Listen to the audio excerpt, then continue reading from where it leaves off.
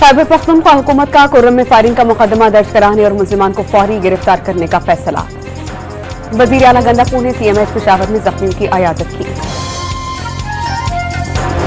तुर्बत के इलाके न्यू बहमन में बस के करीब रिमोट कंट्रोल धमाका, 4 जाने ले गया, 32 अफराद जख्मी, 5 की हालत तशवीशनाक। कराची से जाने वाली बस को निशाना बनाया गया। वज़ीर आज़म ने पाकिस्तानी सनअतों को ग्लोबल सप्लाई चेन का हिस्सा बनाने के लिए इक़दाम तेज करने की हिदायत जारी कर दी। छोटे और दरमियाने कारोबार के फरोग की जरूरत पर जोर।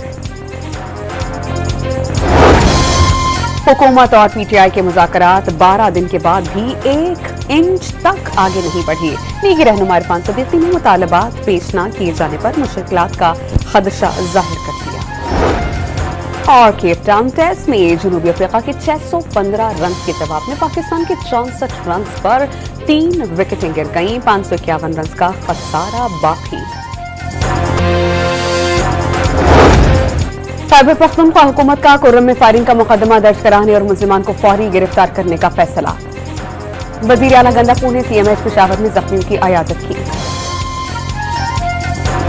तुर्बत के इलाके न्यू बहमन में बस के करीब रिमोट कंट्रोल धमाका, 4 जाने ले गया, 32 अफराद जख्मी, 5 की हालत तशवीशनाक। कराची से जाने वाली बस को निशाना बनाया गया।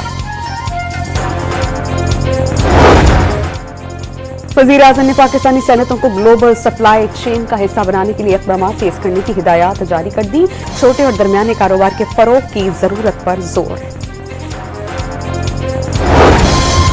हुकूमत और PTI के मुज़ाकरात 12 दिन के बाद भी 1 इंच तक आगे नहीं बढ़ी। लीगी रहनुमा इरफान सदीकी ने मुतालबात पेश न किए जाने पर मुश्किलात का खदशा जाहिर कर दिया। और केप टाउन टेस्ट में जनूबी अफ्रीका के 615 रन के जवाब में पाकिस्तान के 64 रन पर 3 विकेटें गिर गईं। 551 रन का खसारा बाकी।